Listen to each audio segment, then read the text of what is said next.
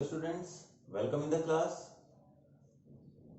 In the class, we will study the essential elements of a valid contract. एक अनुबंध के आवश्यक तत्वों के बारे में बात करेंगे. We will study the very important aspect of the Contract Act. As per Section 2H, an agreement which is enforceable by law is a contract. भारतीय अनुबंध अधिनियम की धारा 2H के अनुसार एक ऐसा ठहराव जो विधितः प्रवर्तनीय है वही अनुबंध की श्रेणी में आएगा. उसके अलावा बाकी सिर्फ ठहराव मात्र है. अनुबंध ठहराव की एक विशिष्ट श्रेणी है. Contract is a special category of agreement. इस पे क्वेश्चन कैसे कैसे बनता है एलएलबी में. All agreements are not contract but all contracts are agreement.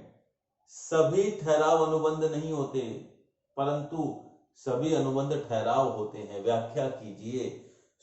इसमें आप क्या बोलेंगे. सबसे पहले लिखेंगे धारा 2H के अनुसार एक ठहराव जो विधितः प्रवर्तनीय है वही अनुबंध कहलाएगा. As per section 2H an agreement which is enforceable by law shall be considered to be a contract. And when an agreement will become a contract. एक ठहराव अनुबंध कब बनेगा. जब वह धारा 10 में वर्णित सारी बातों को satisfy करेगा, संतुष्ट करेगा. when it satisfy all the conditions mentioned in section 2 in section 10. that means the following things are necessary to be in an agreement to become a contract. इन बातों का एक ठहराव में होना अति आवश्यक है एक अनुबंध बन जाने के लिए. अन्यथा वो एक ठहराव मात्र है. ठहराव तो किसी भी चीज के लिए हो सकता है. मैंने लास्ट क्लास में आपको बताया था. तो चलिए देखते हैं क्या क्या चीजें हैं जो कि एक ठहराव को अनुबंध बनाती हैं. What are the things which makes an agreement to be a contract. एक चीज ध्यान रखनी है दैट कॉन्ट्रैक्ट पे जैसे आप फिल्टर लगाते हैं किसी चीज पर कि सपोज आप मोबाइल फोन सर्च कर रहे हैं. फिल्टर आपने लगा दिया कि ओप्पो या फिर वन प्लस, तो सिर्फ वन प्लस के ही मोबाइल शो करेंगे. सिमिलरली मोबाइल तो सारे हैं लेकिन वन प्लस के लिमिटेड है. इसी तरीके से अग्रीमेंट पे अगर इन चीजों का फिल्टर लग गया then only it will become a contract. Like कब कब होंगे. जब when they fulfils section 10 requirement. तो सारी बातें कहां लिखी हुई हैं. धारा 10 में. पहली बात, contract means consensus ad idem. एक ही बात पर एक ही सेंस में राजी होना क्या होता है. अग्रीमेंट. मैंने बोला मैं अपनी कार बेचना चाहता हूं. मेरे पास दो कार है सपोज. तो मैंने बोला मैं 2 लाख में बेच दूंगा कार. तो मेरे पास स्कोडा रैपिड है और दूसरी स्विफ्ट है सपोज. अब मैं स्विफ्ट बेचना चाह रहा था लेकिन सामने वाले को लगा कि तो अपनी नई कार बेच रहा है 2 लाख में, चलो 2 लाख. अब मैंने चाबी दी. उसने बोला ये तो मारुति की चाबी है, स्कोडा की चाबी दे ना. तो मैंने बोला अरे भाई ये स्कोडा मिलेगी क्या 2 लाख में. तो उसने बोला आपने बताया क्या. मैंने कहा तूने पूछा क्या. कि मुझे तो लगा कि तुझे लगा गलत लगा. अब क्या हुआ. We are not becoming ready on the same thing in the same sense. हम दोनों राजी तो हो रहे हैं लेकिन एक ही चीज पर एक ही आशय से राजी नहीं हो रहे हैं. तो वो अनुबंध बन ही नहीं पाएगा. तो फ्री कंसेंट मतलब स्वतंत्र सहमति. सहमति क्या होनी चाहिए. स्वतंत्र होनी चाहिए. सहमति. देखो सहमति सार्थक शब्द है. सह मतलब कि एक जैसी, मति माइंड एक जैसा हो जाना. अब ये बातें कहां से है 15 से 22 में. तो स्वतंत्र सहमति जो कि it will be free by coercion, undue influence, fraud, mistake, misrepresentation. तो ये 5 बातें वर्णित हैं. उन 5 बातों से अगर सहमति कारित नहीं हुई है तभी वो स्वतंत्र होगी. If the consent is not caused by the thing mention from section 15 to 22 then only it would become the free consent. इसको अभी मैं ज्यादा डिटेल में नहीं लूंगा बिकॉज इसके ऊपर एक सेपरेट क्वेश्चन बनता है. उसको मैं नेक्स्ट क्लास में ही डील करूंगा. एक एक मैटर को एक एक क्लास में लूंगा मैं. Competent parties. Who is going to be competent for the contract? सक्षम पक्षकार.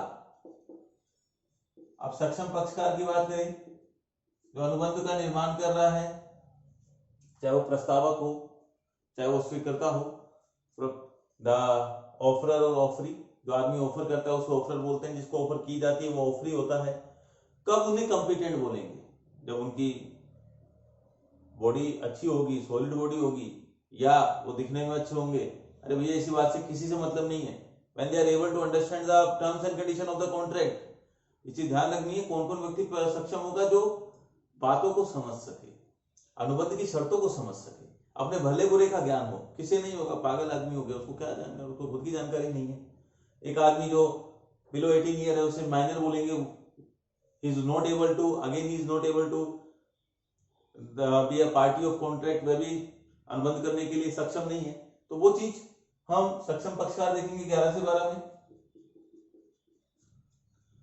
अब देखो इस पे क्वेश्चन, लॉफुल ऑब्जेक्ट जो एंड रिजल्ट है, विधिपूर्ण उद्देश्य।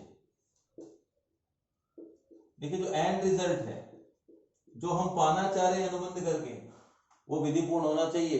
जैसे मैंने बोला कि मैं अपने सीए के पास गया, बोला कि यार मुझे टैक्स बचा के दे ज्यादा से ज्यादा। उसने कहा टैक्स प्लानिंग तो मैं कर दूंगा।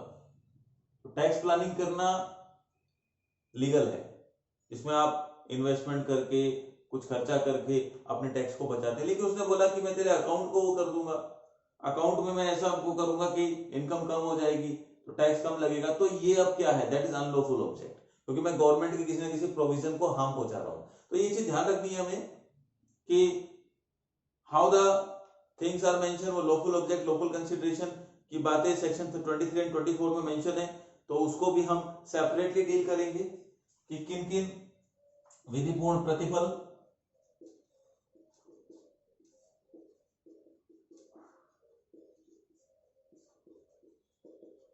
और agreement not expressly declare to be void.